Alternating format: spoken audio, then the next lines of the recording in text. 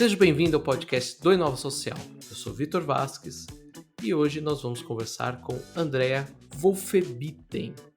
Eu não sei se eu acertei seu nome, Andrea, então eu deixo para você me corrigir caso eu tenha errado.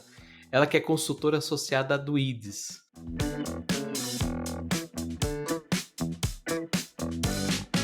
Correto, Andrea? Correto, Vitor Vasques. Ou melhor, quase correto. Quase perfeito o nome, mas acho que deu para entender. Andrea, para a gente começar essa conversa, eu queria que você explicasse para o ouvinte que não conhece o que é o IDES e o que é o Brasil Giving Report. Esse estudo amplo que vocês têm feito aqui nos últimos anos.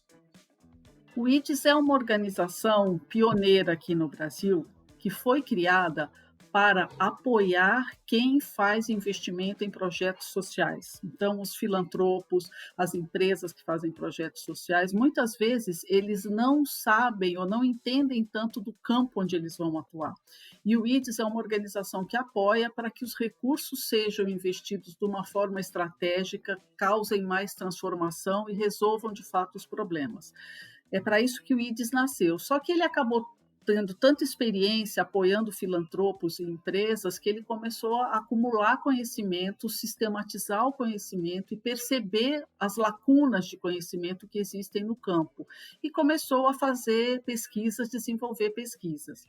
E nesse meio tempo, o IDES já tem 21 anos, ele se associou, ele virou representante aqui no Brasil da Charities Aid Foundation, que é uma organização centenária britânica de apoio à filantropia. Nós representamos aqui a Charities Aid Foundation, conhecida como CAF, e essa organização também desenvolve muitos estudos que nós trazemos para o Brasil. O Brasil Giving Report é uma pesquisa feita pela CAF.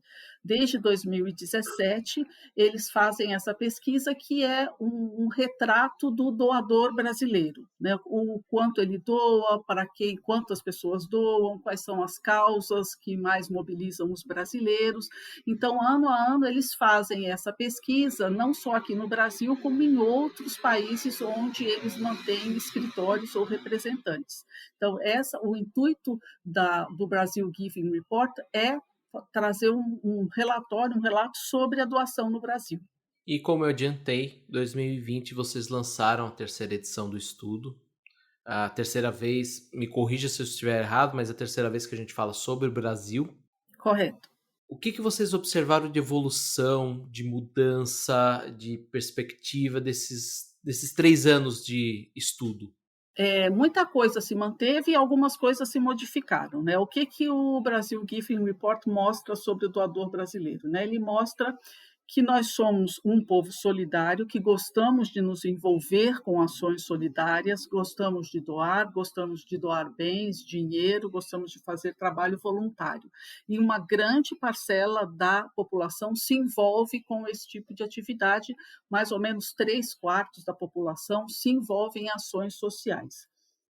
O brasileiro doa bastante para a igreja, a religião é, digamos, uma causa muito sensibilizadora entre os brasileiros. Tem uma coisa muito interessante que foi constatada pelo o Brasil Giving Report, é que os mais pobres doam proporcionalmente mais do que os mais ricos, proporcionalmente, claro, como parcela de sua renda. Os mais pobres doam, em média, 1,2% de sua renda, enquanto os mais ricos doam 0,4%, ou seja, 3 vezes menos. Proporcionalmente, as camadas mais pobres são mais generosas. Eu já falei que a religião é uma causa que sensibiliza muitos brasileiros, mas as crianças e o combate à pobreza são o que vem em seguida. E uma outra coisa curiosa é que o brasileiro gosta de doar em dinheiro, ou seja, em dinheiro físico, dando dinheiro, notas, moedas. Claro que, com a pandemia, isso pode ter sofrido uma transformação e deve ter realmente sofrido. Sem dúvidas. A gente vai falar também sobre essa parte da doação em dinheiro, mas ainda falando sobre o relatório, ele foi construído antes da pandemia, a edição 2020. Quais foram as principais conclusões do estudo nesse cenário anterior à pandemia? Que eu acredito que muita coisa tenha mudado. Certamente muita coisa mudou, Vitor. Agora, o que nós vimos assim mudar ao longo dos Country Giving, Brasil Giving Report, foi o seguinte: o valor doado de 2017 até 2019 caiu, diminuiu o valor médio doado, enquanto o primeiro relatório trouxe que o brasileiro doava, em média, R$ 250 por ano, isso caiu para R$ 200 por ano, mostrou que as novas gerações são mais engajadas e doam mais, tem um número maior de jovens doando, quanto mais recua a faixa etária, né?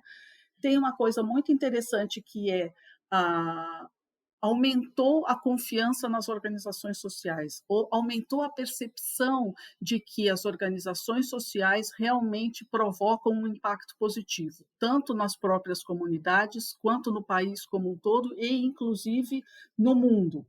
Então, existe uma maior confiança e uma visão mais positiva. Na última pesquisa, que nós fizemos essa pergunta da visão mais positiva, e 74% dos entrevistados disse que acha relevante o trabalho das ONGs. Então, essa evolução é uma coisa bem interessante e nós acreditamos que isso foi criando um campo favorável à explosão de doações que nós vimos acontecer em 2020, porque já vinha no seio do Brasil um aumento de confiança nas organizações e uma visão mais positiva das organizações sociais.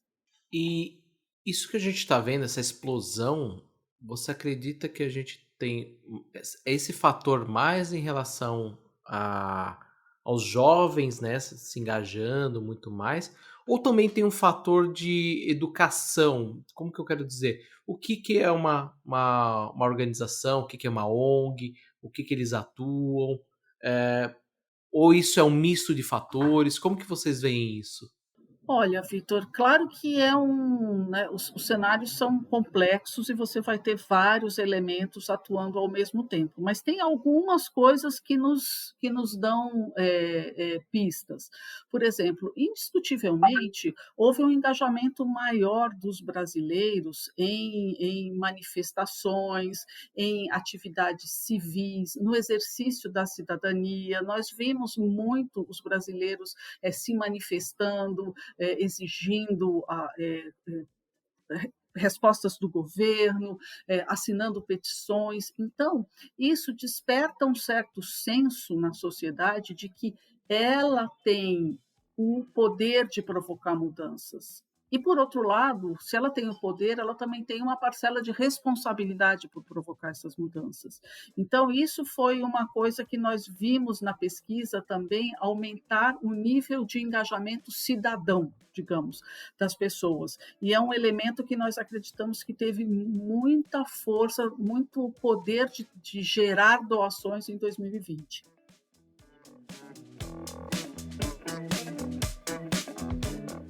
Eu queria falar sobre um ponto importante que é a tecnologia, que eu acho que o campo da doação tem sido muito impactado por isso. Você adiantou no início da nossa conversa que 65% das doações eram feitas em dinheiro. Mas também vocês apontam no estudo que tem um crescimento muito grande das doações online. No início do isolamento social, da pandemia, de todo o cenário que a gente tem visto agora em 2020, as lives de cantores, artistas, enfim, eles aceleraram as doações digitais de uma forma que eu particularmente não via há muitos anos no país. A gente via ali recorde atrás de recorde sendo batido de arrecadação. Quais são as principais tendências nesse campo da doação no Brasil hoje, quando a gente fala de arrecadação? A gente vai realmente seguir para as doações online? Ou isso só foi um efeito de, não, o brasileiro estava dentro de casa, mas se ele puder, ele volta a fazer a doação lá em dinheiro? Não, eu acho que essa migração para a doação online é um caminho meio sem volta, né? A doação online, ela é mais segura, ela tem mais controle, você tem aquele registro. Eu acredito que é um caminho sem volta. O que nós temos só que lembrar é que nós temos disparidades muito grandes no Brasil. Então, por exemplo, nós fizemos uma sondagem recentemente com grupos focais para investigar a questão do doador já pós-pandemia, né, ou doador durante a pandemia, e e o que nós percebemos, por exemplo, que o número de doadores nas cidades grandes via online, a tendência explodiu completamente. Agora, a gente não pode esquecer que você ainda tem as cidades pequenas, que têm a sua tradição da pessoa que doa sempre para aquela organização e tal. Mas, indiscutivelmente, a doação online, a doação via as lives, via influenciadores digitais, isso é um movimento sem retorno, ele veio para ficar. No caso, por exemplo, dos crowdfundings, foi feito algum estudo nesse ponto? Vocês identificaram? A gente tem visto alguns projetos, né, muito focado na área social, tendo sucesso nesse tipo de arrecadação, né, nesse tipo de doação. Como que vocês chegaram a avaliar isso ou isso ainda estava fora do radar naquele momento do relatório 2020? Não, o relatório 2020 não chega nesse ponto, ou pelo menos não foi uma coisa tão perceptível, né, estatisticamente falando. Mas o que nós percebemos empiricamente, falando pelo resultado da captação de recursos, é que nós vemos que durante, a pandemia, essas práticas cresceram muito. Então, o crowdfunding, ocupou muito espaço, as plataformas de doação, até porque muitas delas, foram o caminho para que, esses influenciadores ou essas celebridades que fizeram shows, que captaram recursos, muitos deles encaminhavam a doação e ia por essas plataformas que fazem crowdfunding. Então elas começaram a ser mais conhecidas das pessoas, as pessoas começaram a se familiarizar, e uma vez que você entra na plataforma para doar para um projeto, você vê outros projetos. Indiscutivelmente, você ter essa tecnologia para te apoiar, você vê quantas pessoas já doaram para esse projeto, então não é uma decisão, você se sente mais fazendo parte de um projeto onde muitas pessoas estão participando, muitas pessoas estão doando. Então, eu acredito que isso traz uma confiança para o doador que é muito boa. E eu acredito no crescimento desse tipo de doação. André, você citou os influenciadores e durante a pandemia, logo no início, quando a Itália passou por aquele momento devastador, a gente teve um caso da influenciadora Chiara Ferragni, que ela arrecadou 4,5 milhões de euros em doações para um hospital em Milão, o San Raffaele. Aqui no Brasil, como que vocês identificam essas iniciativas por parte dos influenciadores brasileiros? Como que existe algum caso semelhante ou normalmente as doações vêm na verdade, de um CNPJ e não de uma pessoa física? Não, eu não diria que vem de um CNPJ, eu diria que os influenciadores eles trabalharam muito e captaram muitos recursos durante a pandemia e continuam captando, porque muitos deles estão atuando até o momento, nós estamos atravessando um momento muito grave, né, da pandemia.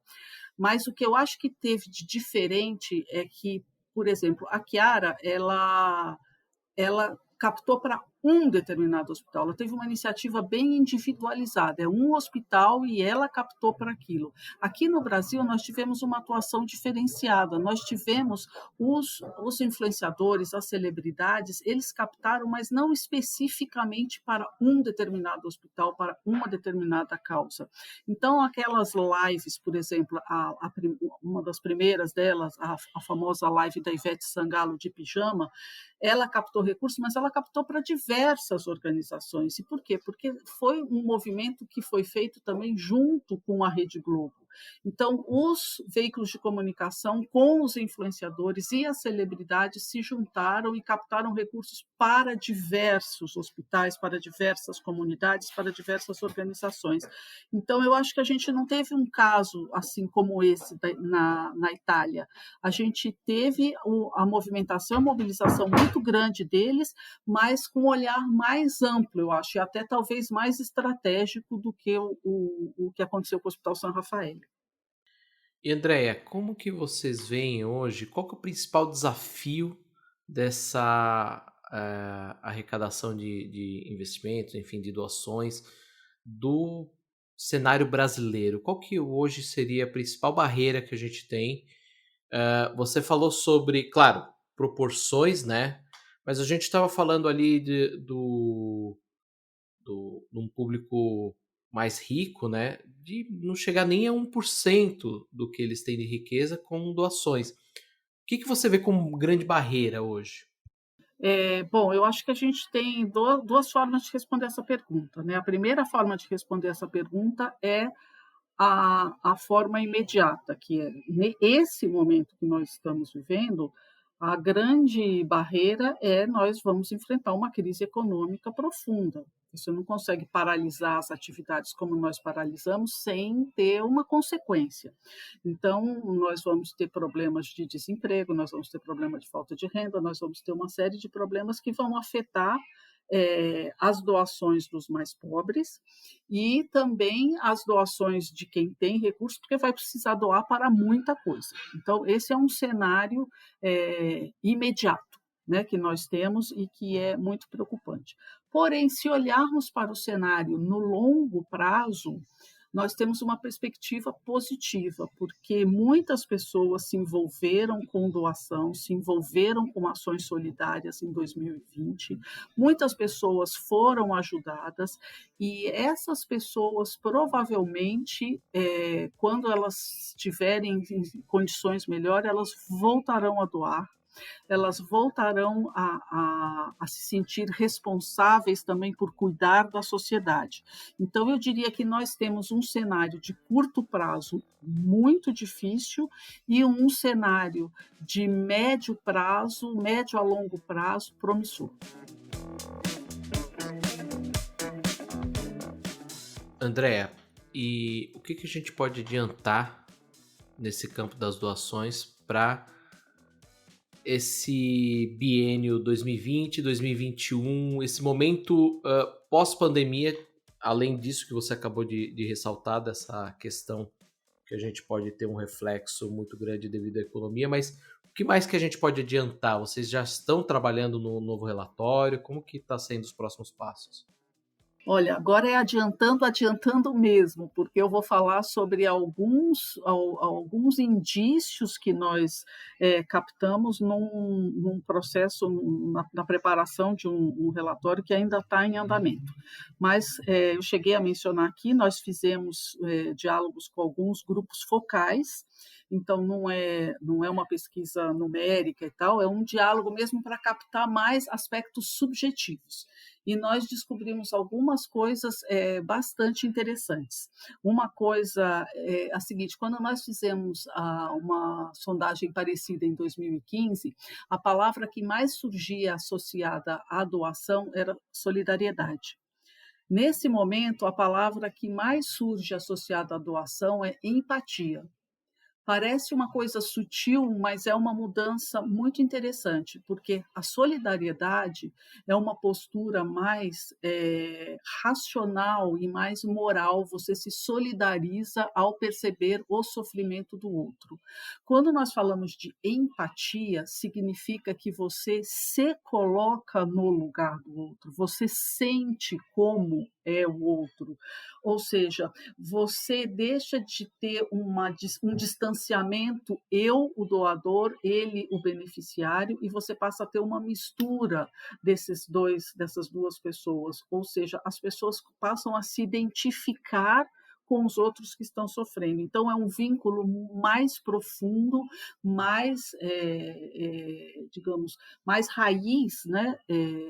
Do doador. Isso promete uma transformação, indica uma transformação na sociedade muito significativa, das pessoas realmente se sentirem no lugar do outro, e isso pode trazer consequências muito boas para a doação. Uma outra coisa boa também que surgiu no campo, né, nessa mesma sondagem é quando nós fizemos em 2015 também, havia aquelas pessoas que nós chamávamos de não doador convicto, que é aquela pessoa que não doa e ela diz que não doa porque ela acredita que ela paga seus impostos e é missão do governo cuidar desses problemas, portanto, ela não se sente responsável. Esse perfil, ele praticamente desapareceu. Você já não tem mais pessoas que se põem numa postura, eu não tenho responsabilidade nenhuma pelos problemas sociais, pelos problemas da sociedade. Mesmo aquelas pessoas que não doam dinheiro, elas justificam que elas doam bens, que elas estão preocupadas, que elas colaboram.